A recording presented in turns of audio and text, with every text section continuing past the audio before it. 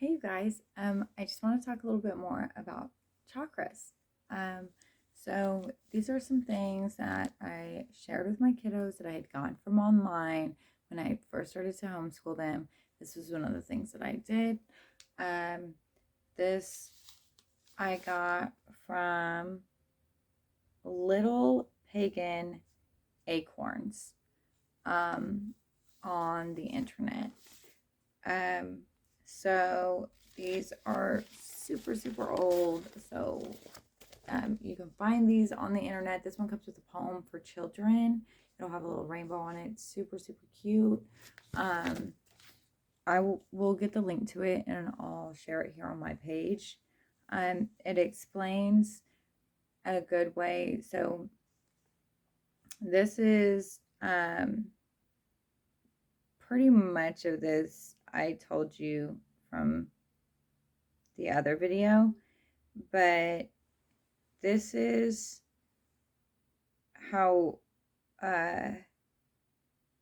you tune your chakras.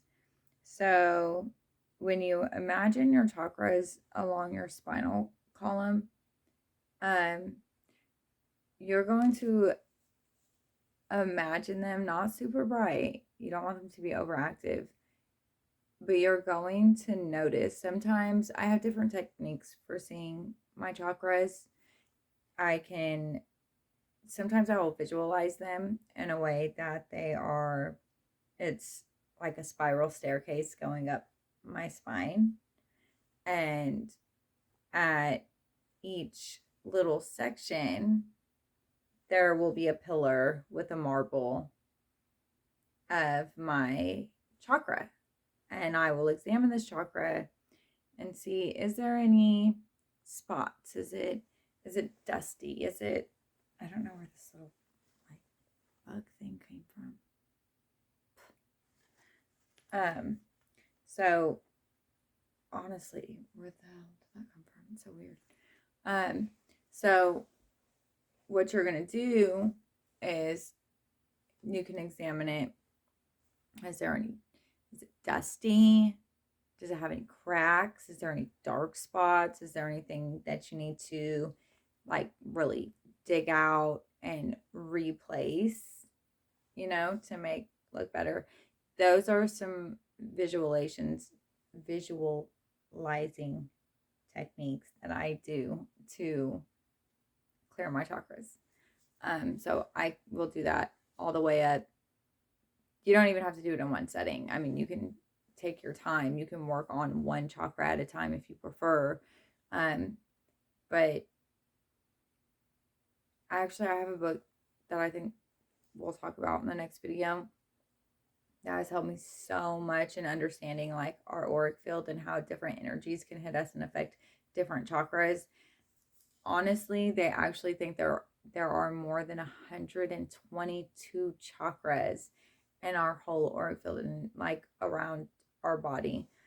So that's amazing. These are the main ones that go down our spine, that are really our energy forces that drive this. But then there are some that also root us to our ancestors. So these would be any family lineage problems that have came with you into this lifetime that has maybe affected several of your family members. This is where we start to talk about, some people will be like, it's the family curse, um so we have those chakras, and then we have the chakra right above our crown chakra. So we have the crown chakra here at the crown of the head, really it'd be like right here.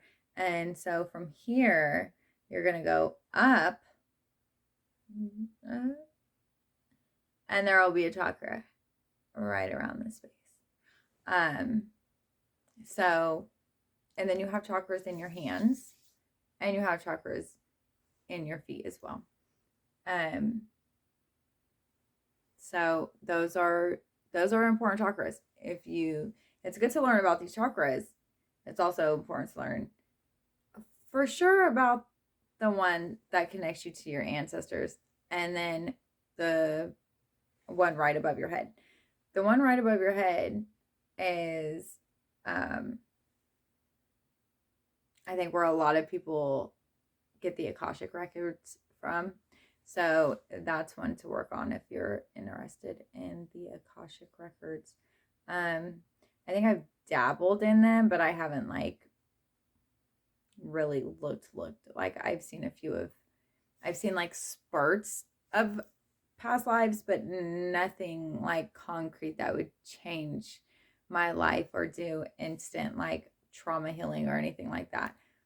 But maybe eventually when I find the time, because I'm just teaching my children about how to regulate their whole chakra system, and now I'm going to share with you guys. So I hope this is helping you guys out. If so, hit the like button. If you feel like it could be useful for other people, please share. It's really useful information. Each chakra goes to a body part. So if you're having problems in that specific space in your body, what is that regulating to? Are you not being creative enough? Are you not stable enough? Are you not giving and receiving unconditional love, or rather love without conditions? Are you able to think clearly and speak your truth unapologetically, but also with emotional intelligence? Speaking with intelligence, and especially emotional intelligence, is so important to all of your chakras, because the number one frequency of the universe is the love frequency. It's the heart chakra. That can align everything. Community is important. So are your chakras. So are your chakras. Chakras are important because nobody's going to want to commune with you if you're rude, belligerent, selfish, conceited. You speak without the thought of anybody else's feelings. Those are signs of an overactive or an underactive chakra. So certain chakras can be overactive and certain chakras can be underactive. And we'll get into that a little bit deeper. I'm going to do like key points on underactive and overactive chakras. So we'll definitely, actually, when I got this, it came with a book, Five Below. I don't know if they still have them. I don't know how they regulate their stuff there. I've only been there once and I came across this. So, and I think it says it in here, honestly. Let's see. Oh, if the energy of this chakra is depleted or blocked, so if your chakras are blocked, you will know, because when you go to visualize that chakra, you will see nothing. You will feel nothing. It can feel tight there. It can feel like you don't have space to be able to breathe or move. It can feel tight in the hips. You can feel it in the body. And you can feel it in your elbows, your knees, your feet, your ankles, and your bones, your joints. You can feel it in your organs. So most of your organs are going to be like right in this space, right here. All these right here, well, these will affect your like inner organs and your intestines. This is going to affect your lungs and your heart, your bronchial space. And then this is going to affect your sinuses, nose, brain, all of this up here. So where the chakra goes is the body parts that it affects. And if one chakra is affected in a way that is going to affect another chakra, fixing the main problem is going to fix the problem in the other chakra, if that makes sense. So, okay, again, red chakra, if it's blocked, our connection to nature and the world around us may be weakened, As a result, we are likely to feel spacey or ungrounded and less stable. In this condition, we may neglect our physical needs, and we may become unhealthy and weak as a result of this neglect. So that is if this book's amazing. I was really going to wait to do this. We're just going to do it now. If the red chakra is depleted, you will have anxiety. You can have anxiety if you are not grounded. That is a big thing. You have too much going on. So you're disconnected in the root chakras and you're overstimulated in the upper chakras if you have anxiety. And it's directly affecting the way that you are able to receive unconditional love, because most people that have anxiety are tight in the chest.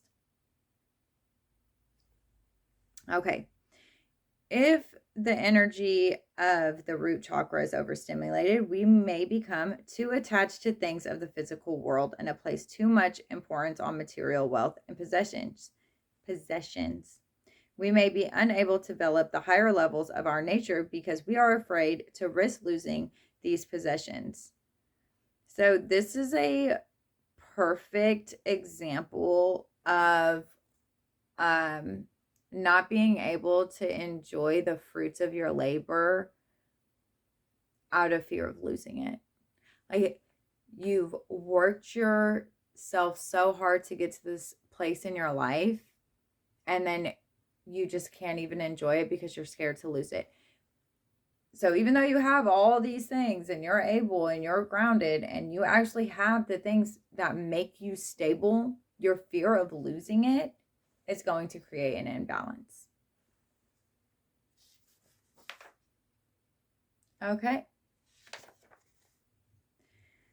So this is great. We're just going to read this. And this book is long. So, like, we have time. We're going to do this. Might as well go through the book. You know what? Let's just start with all the red chakra, with all the root chakra. So that is, if they're two, I'm going to go through tonight and like organize this so we do it in a decent manner. And this will be more organized tomorrow, I promise. Okay, so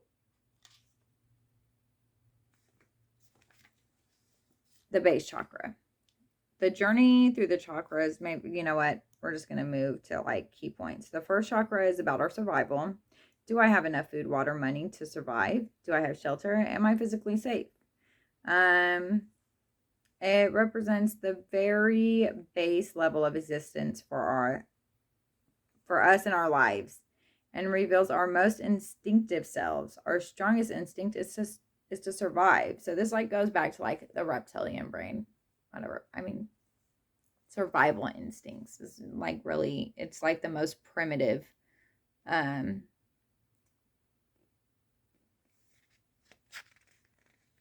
like way of living, that if all else was to fail tomorrow, we would be relying on our base chakra to carry us through to survive. Here's fuzzy. Okay. Let's see. Balance in this chakra means making sure that our basic physical needs are met without these needs becoming an obsession. Okay, great. So, I mean, let's see how, I know it tells you how to like healing the chakras. You can do it with sound. You can do it with, so the base chakra, again, legs, feet, skeletal system. It relates to the muscle and the tissue of the body. So any tension in the muscles, any problems with any bones, feet, legs, anything like that. Your adrenal glands as well. And this also goes to your immune system. So it's really important that you also understand that like the foods that correspond to these colors are going to, They vibrate at the same frequency as the chakra. So that's why you are what you eat. I don't know what frequency donuts is at. I don't know.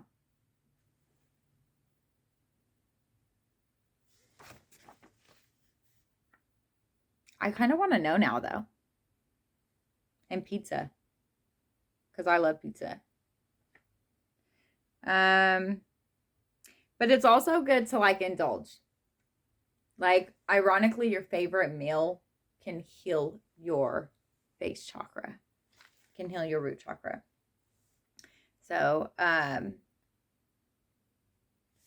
we talked about how every chakra goes clockwise and counterclockwise, starting from the bottom.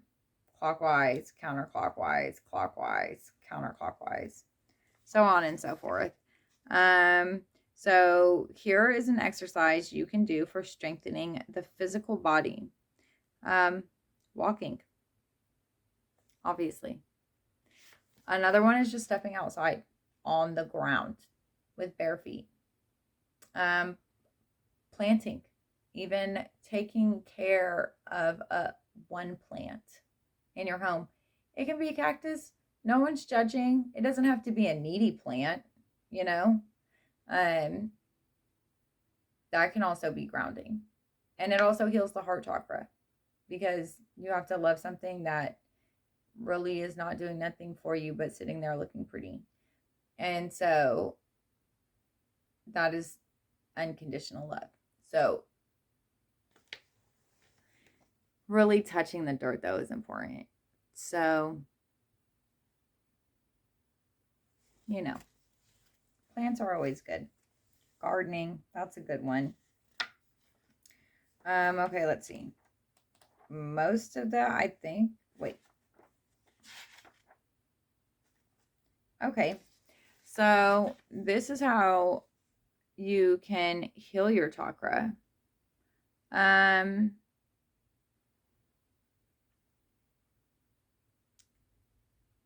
So it says week 1, focus on the base chakra. And this week, be especially aware of your most basic needs and how well you are taking care of them. Are you nurturing yourself on this level? Below are some aspects of your daily routine you can examine. Are you eating nutritious, balanced meals with lots of fresh fruit and vegetables? Are you getting enough undisturbed sleep? Is some form of gentle exercise part of your daily routine? Is your health fundamentally sound? Do you feel financially secure? If not, what can you do to improve your situation? Make a list of things that you can do this week that will help you support yourself with your basic needs. Gradually make these things habits.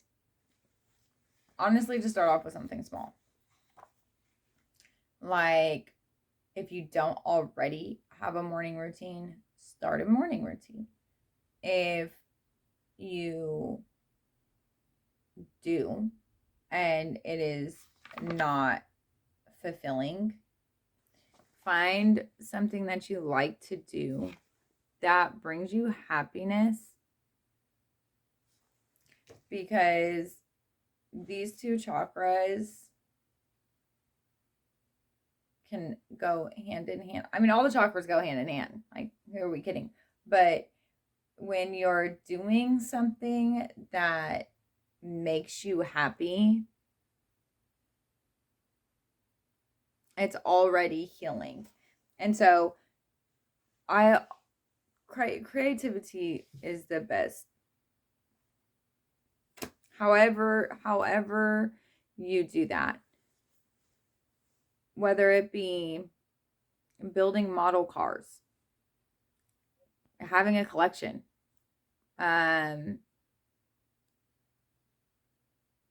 painting, I paint, writing a journal, things. Honestly, though, do make a favorite meal. That's a good one. Make a favorite meal. If you have a good hearty meal, that's even better. Maybe your favorite meal is breakfast, or maybe you just like a really good snack. Whatever it is, do things that, because everybody's needs are different. Not everybody has the same needs. So what is going to make you feel safe and grounded is not the same thing that's going to make somebody else feel safe and grounded. You know, like kind of when you're not feeling good and you always have that one thing, usually it's soup, right? Most people eat soup when they're sick, and it's like, oh, mine is tomato soup with grilled cheese. That is my favorite thing to have when I'm not feeling good, and it's comforting, and I just, it makes me feel safe and grounded. It's what my mom would make me when I was sick. So that's probably why it makes me feel safe. So find the thing, just find your favorite food, eat it, and go on a walk. And just look outside. Even just looking outside is good. An exercise I do to heal my base chakra. Usually when I start, if it's the main chakra I'm focused on, if I'm feeling anxious or anything like that, I'll sit down with my legs crossed, or for children, crisscross applesauce. And we sit up straight and roll our shoulders back. And we just align our head over heart and our heart over pelvis. And if you're not sure how to do that, go back and look at my last chakra video. I mean, you can go through if you want to, but it's closer to the end. And we talk about how to align your spine. You can do that in a sitting position as well. So do that. And, or if you prefer laying down, that's also great. But a good way to think about it is relax your toes and relax your ankles and your knees and your thighs and your hips. And I know it's so funny, but don't laugh. Relax your butthole, okay? Honestly, just relax. That's where your root chakra is going to be at. And really think about relaxing like your hips, not just like the inner hip. You have a muscle that literally weaves into the hip bone. So you have I wish I had a skeleton to show you. I had like little muscles. But in your muscle, in your hip, there is like a space. And then you have your leg. And in there is a muscle that goes and it comes up into the hip and it goes through the hip and up into the back. It's your psoas muscle. That is a space where a lot of people hold anxiety. It is connected to your root and your sacral chakra, so your red and your orange chakra. And that is where a lot of trauma is held. It is the muscle that reacts when you are in like flight and fight. So relaxing those muscles in that space, right where your inner thigh meets where your groin is, those muscles right there are so important to consciously relax, because that's where all your trauma is, and it's in your hips. And most people have the most problems, ironically.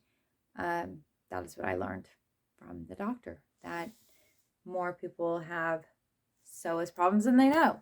So it's an important muscle to just consciously be aware of. If you're unsure what it looks like, do go look it up. I encourage that 100%. So that is the root chakra. Cool.